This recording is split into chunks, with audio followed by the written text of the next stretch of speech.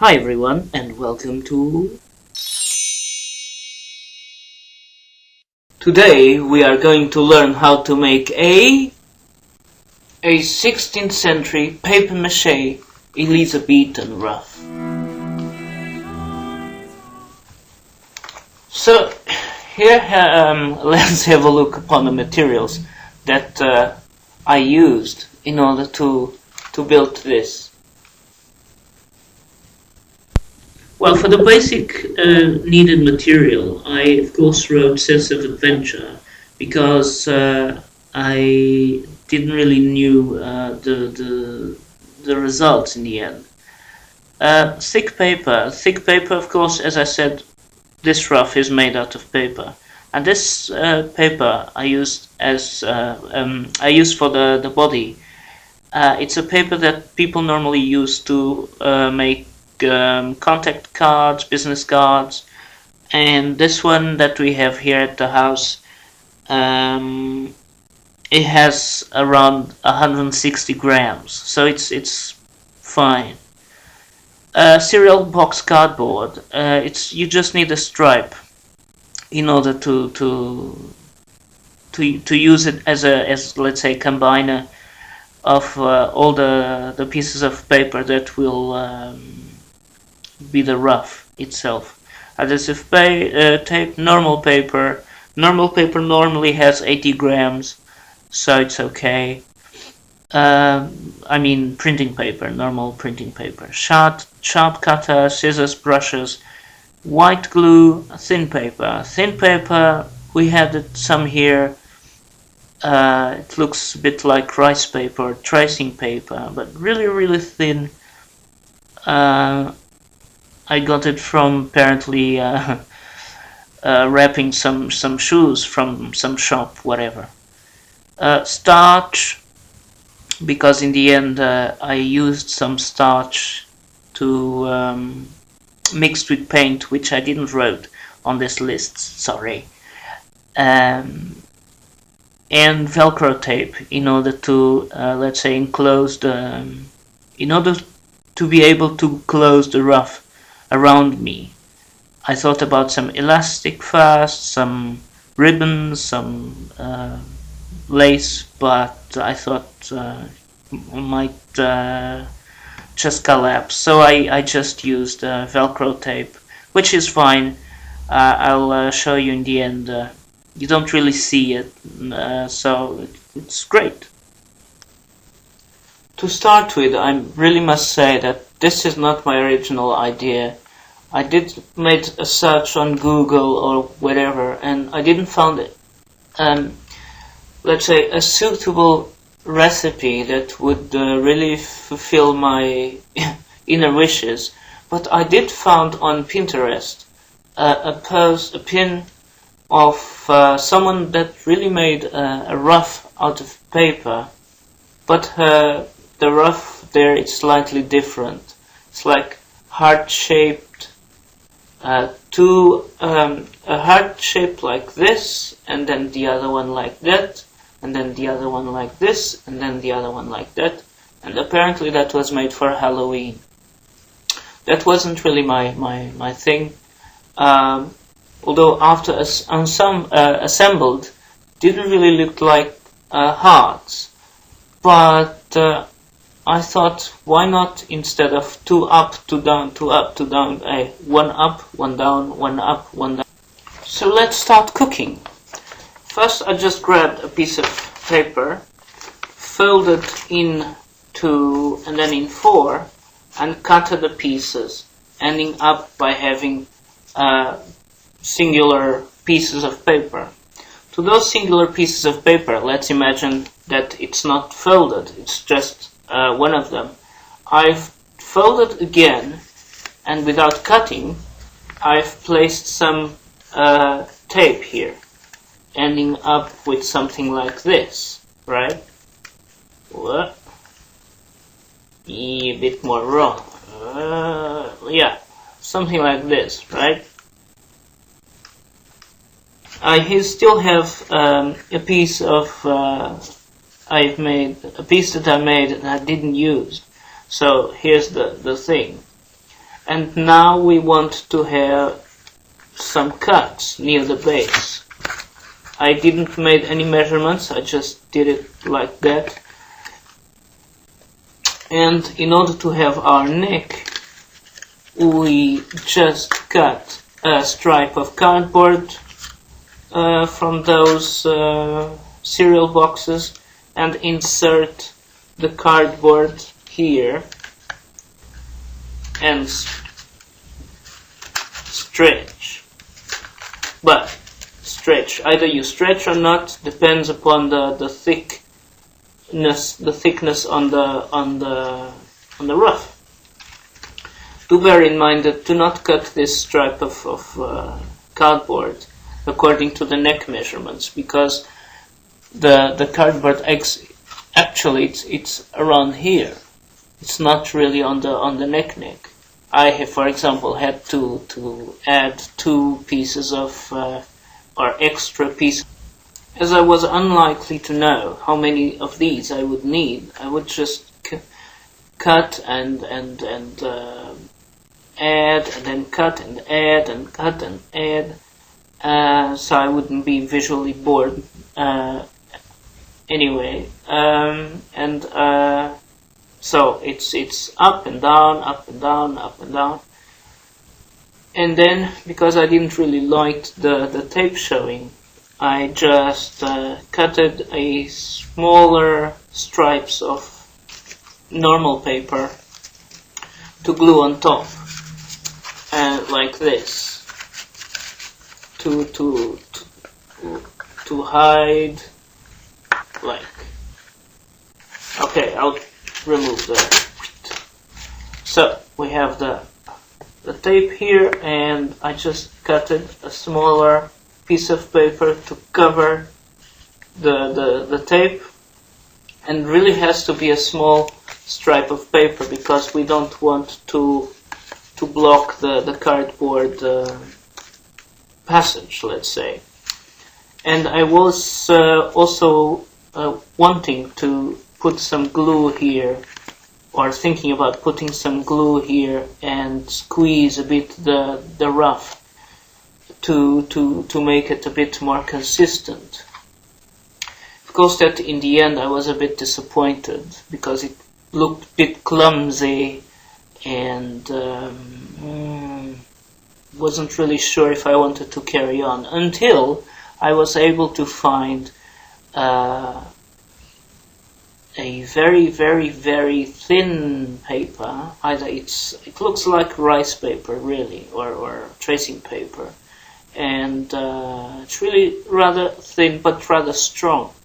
So I just again cutted small stripes of it and started to cover the whole area here.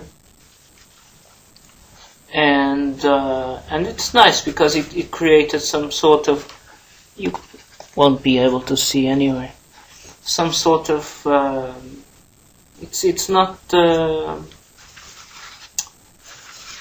lisse, it's has some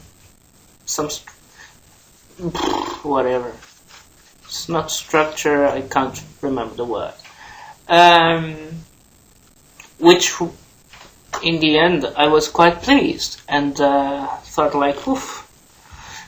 In the end of the ends, within the ruff, I created, because I thought about creating in thin stripes, thin toilet paper rolls, I was thinking about creating some lace effect, as like, for example, you can find on the portraits of Henry III of France. But for that effect I would have to create 3 different sort of pieces, because I would have to put one here, another one there, and then on each hole, and that would be lots of work. I didn't really want it. So I just created, again with a thin roll of paper, of toilet paper, on a sort of S some creative movement, like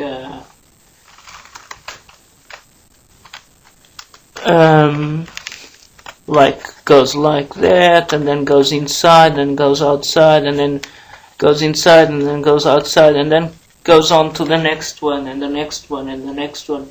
So somehow equalizes the lack of equality within each of the folds, and enhances somehow that lack of equality, and creates some nice movement to the eye, at least.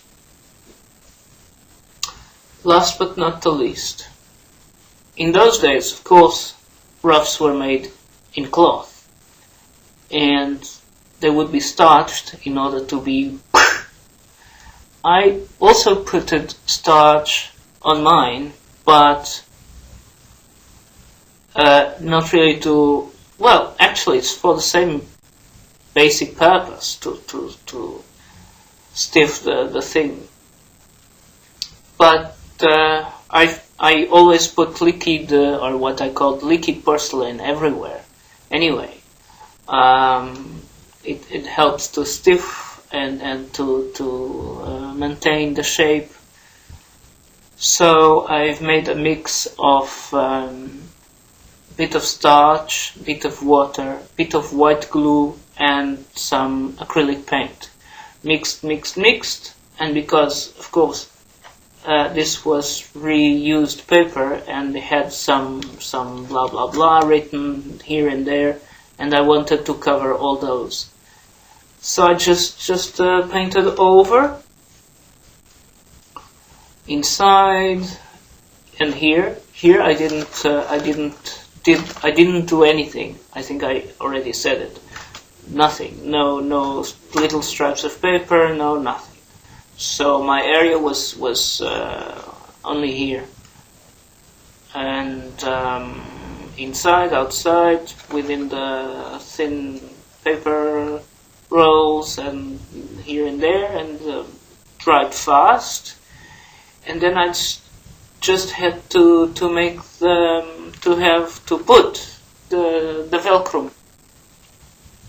Velcro is really cheap and really easy to find, and the one I found, it had some sticker, so it just removed the paper and that just stick on both edges, and that's how I solved how to lock the thing within me. Final touch, and to end this huge sort of tutorial, I'll show you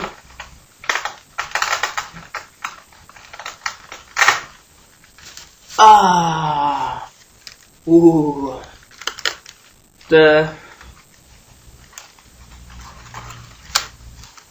Velcro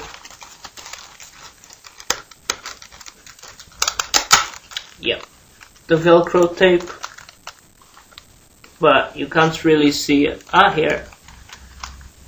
Here, the Velcro tape, and once they are glued, plucked. And here's my Elizabethan ruff. Yeah, but whilst wearing it, it really gives, although of course in historical times they were made of cloth, wearing that sort of, it's like a corset actually, but a neck corset, so it doesn't allow the neck to move much, and on the top of the spine it gets really stiff, and it's like Robocop, sort of Robocop with a ruff. This whole ruff idea came because upon another YouTube channel that I own about my Royal Doll collections, I'm thinking about creating some videos where I'll be talking about a specific historical figure that I may had modeled, and to talk about them and their epoch, I thought that would be lovely to have some paper mache accessories that would somehow define or hint the epoch, and thus the idea of the ruff. As I'm working on other projects and you might be interested on paper mache, you can follow me at the historical doll collection that I mentioned some seconds ago, myroyaldolls.wix.com/myroyaldolls, where you can see the figures that I've been modeling since 5 years ago. First I started with clay and now it's paper mache based. My blog, machépete.blogspot.com, where I post everything that I construct out of paper mache. My Facebook and Twitter, maché-pété. Twitter doesn't have the E in the end. Normally I use both pages to post anything new related to the blog. Also have a small shop on Etsy where you can see also paper mache related articles like mini dolls and also some animal portraits painted in acrylics on paper mache homemade canvases. And finally, Pinterest. Yeehaw! On Pinterest is not really just about paper mache, it's basically myself and some of my passions and interests. For all of those that have been watching this video, I really hope that it wasn't too messy, too clumsy. I hope that the information was explicit, and again, many thanks for watching. And here's a funny picture for you.